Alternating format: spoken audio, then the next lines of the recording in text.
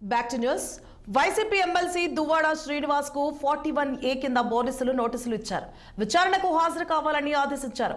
YCP అధికారంలో ఉన్న సమయంలో దువ్వాడ శ్రీనివాస్ జనసేన అధినేత పవన్ కళ్యాణ్ పై విమర్శలు చేశారు. ఇదే క్రమంలోనే పవన్ కళ్యాణ్ కు చెప్పు చూపిస్తూ వివాదాస్పద వ్యాఖ్యలు చేశారు. దీనిపై జనసేన కార్యకర్తలు దువ్వాడ శ్రీనివాస్ మీద పోలీసులకు ఫిర్యాదు చేశారు. ఈ ఫిర్యాదు ఆధారంగా కేసు నమోదు చేసిన పోలీసులు విచారణకు రావాలంటూ దువ్వాడ శ్రీనివాస్ కు నోటీసులు ఇచ్చారు.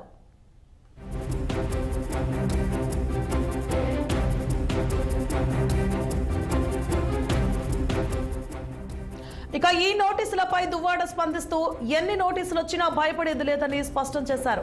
2 ఏళ్ల కిందట తాను చేసిన వ్యాఖ్యలకు పోలీసులు నోటీసులు ఇచ్చి అరెస్టు చేసే ప్రయత్నం చేస్తున్నారని మండిపడ్డారు.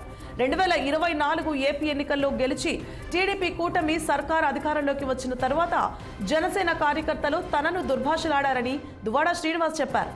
తిడుతూ పోస్టులు పెట్టారని, కారును తగలబెడతాం, చంపేస్తామని బెదిరించారని ఆరోపించారు. జనసేన కార్యకర్తల బెదిరింపులపై తాను పోలీసులకు సాక్ష్యాధారాలతో సహా ఫిర్యాదు చేశానన్న దువ్వాడ శ్రీనివాస్ కేవలం FIR నమోదు చేసి వదిలిపెట్టారని ఆరోపించారు.